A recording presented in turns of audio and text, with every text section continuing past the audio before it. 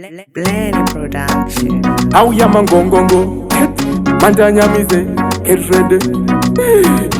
Yeah.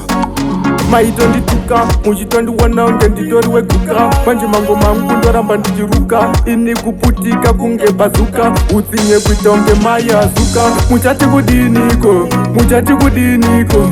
Anti maimbo ndiwona kuita kunge mboko. Mujitondi famba muchitara zumashoko. Yawanyandemu. Muchati kudiniko.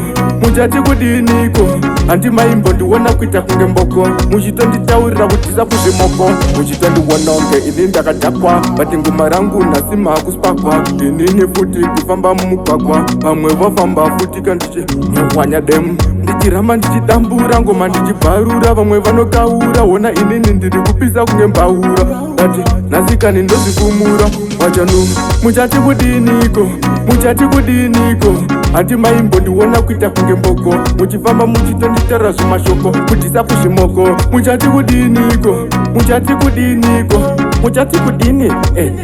Muri ana mainini. Manje ngoma rangu upenya ungerekizini. Vazviona kuti nene ndota kupenya kukongomara. Ndichitambura ngoma ndichibharura. Vamwe vakufamba futika vachitaura. Ndakati ndoramba chirova ngoma. Vamwe vanoziva ndiri mugoma. Handimbofaka ndashoshoma. Kutonosvika kudhoma ndikati muchati kudiniko. Anti maimbo ndiwona kuita kunge mboko. Muchifamba muchitonditaurira zvimashoko. Kutisa kuzvimoko. Muchati kudiniko.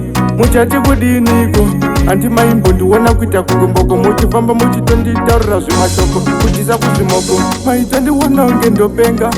Mombe muchitanziko nditunga. Manje mangoma nangu inini kunge mukaka. Andifenda runga.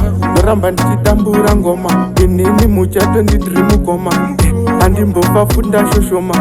Ndichapedzera ndabudira joma ndikati muchati kudiniko. Maitondiwona unge futi ndiri mboko. Ine futi bvunza kana wangu bhokobhoko. Mangoma angu ndichikanika. Vamwe vaida kuuya vachiuya vachida kutondiwona unge ini ndoshupika. Manje mangoma angu ndoramba ndichitofunika. Vamwe kufungote akata. Mangoma angu ndoramba ndichispaka. Kudzedzereka kufamba mugwagwa. Vamwe futi vachitupa. Nengoma rangu wana rachena rasupa. Mangoma angu vamwe vabukwa. Ndakati DJ Blennie Bantan. How ya mango.